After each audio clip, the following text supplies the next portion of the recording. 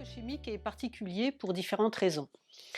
D'abord, les agents chimiques existent sous différentes formes. Ils peuvent être du gaz, des liquides, des solides, comme la poudre ou les poussières.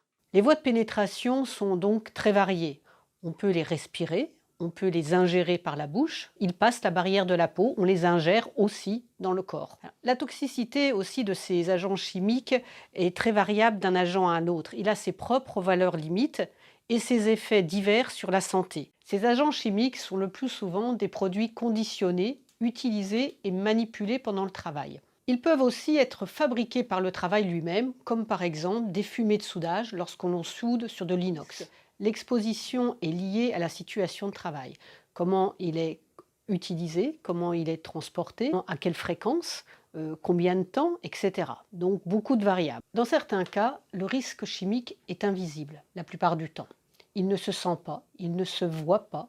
Donc on a du mal effectivement à en prendre conscience. De plus, les effets sur la santé sont parfois différés dans le temps. Par exemple, le cancer. On ne ressent pas le produit chimique, on ne ressent pas l'atteinte, mais les effets seront à 10 ans, 20 ans ou 30 ans.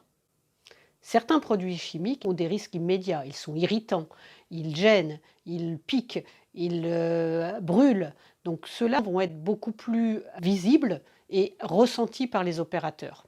Alors, lorsque les produits chimiques ne sont pas ressentis, les actions de prévention sont beaucoup plus difficiles à mettre en place et elles ne sont pas prioritaires. D'autant plus si dans l'entreprise, il existe d'autres risques, des risques immédiats, qui sont les chutes de plein pied, les TMS, les problèmes de dos, etc., qui vont en fin de compte devenir prioritaires par rapport à cette prévention du risque chimique qu'on ne voit pas.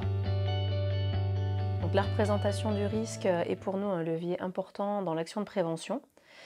Protéger avec des équipements ou des procédures sous-entend souvent que la personne en situation de travail est une cible inerte exposée au danger. Pour faire de la prévention, nous considérons la capacité des personnes à agir dans leur situation de travail et notamment à agir en termes de prévention. Il est important de tenir compte de la représentation des risques de chacune des personnes exposées ainsi que des personnes en charge de la prévention. On peut supposer que c'est agressif, ça bouffe les gants MAPA en 5 minutes. À mon avis, il faudrait que les fournisseurs trouvent d'autres produits. Je suis sûr qu'il existe d'autres produits efficaces et moins nocifs, mais qui coûtent plus cher. La difficulté pour l'entreprise face au fatalisme, par exemple, c'est qu'il sera difficile de parler de prévention, car par définition, on ne peut rien faire. Ça fait 30 ans qu'on en respire, alors mettre un masque maintenant, à quoi ça sert? Par rapport aux produits, on n'a pas le choix. Avec plus d'informations, on changerait de métier. Ou pour le déni, il n'y aura pas d'action, car le risque n'existe pas aux yeux des personnes.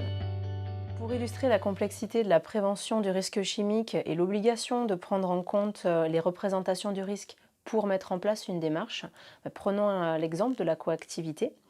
Par exemple, lorsque des menuisiers et des stratifieurs travaillent ensemble sur la coque d'un même bateau. Une de ces activités génère des risques spécifiques à son activité. Donc les menuisiers, c'est les poussières de bois et les stratifieurs, c'est les différentes résines et les autres matériaux qu'ils posent par couches successives. Et chacun de ces corps de métier a les équipements de protection individuels adaptés au risque qu'ils génèrent. Donc les menuisiers ont des masques contre les poussières de bois et puis les stratifieurs ont des masques, eux, contre le styrène, sachant que ces deux produits sont des produits cancérigènes, mutagènes et reprotoxiques. À l'occasion d'observations conduites par l'ARACT dans un grand atelier d'assemblage de bateaux, nous avons vu qu'il arrive que ces deux métiers travaillent ensemble sur la coque du bateau avec plus ou moins de proximité, ce qui fait que chaque métier expose l'autre au risque qu'il génère sans que l'autre ait les équipements adaptés au risque du métier d'en face. La coexposition est donc à considérer. Bien que des aspirations collectives étaient en place, des mesures ont permis de montrer que du styrène était présent dans l'environnement de travail de l'atelier et exposait les menuisiers. L'ARACT met en place des démarches participatives avec les opérateurs, les directions, les managers, les représentants du personnel et tous les autres acteurs de la santé au travail qui sont en lien avec l'entreprise. Plusieurs points clés sont importants dans cette démarche. Tout d'abord, faire un état des lieux des situations d'exposition à partir des observations sur le terrain et des entretiens individuels et collectifs avec les différents acteurs de l'entreprise.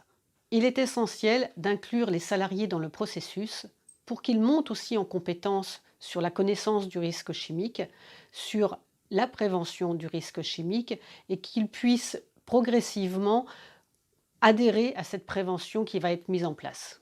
Autre point clé, échanger collectivement sur le risque, sur les représentations du risque, permet de rechercher collectivement aussi des solutions adaptées. Inclure les différents opérateurs dans le processus permet aussi d'être force de proposition. Cette démarche facilite l'adhésion à la prévention et au changement à mettre en œuvre, en organisant des temps de test, de choix de nouvel équipement et des réflexions sur une nouvelle organisation de travail, comme par exemple travailler avec les décideurs sur la planification lorsqu'il y a de la coactivité.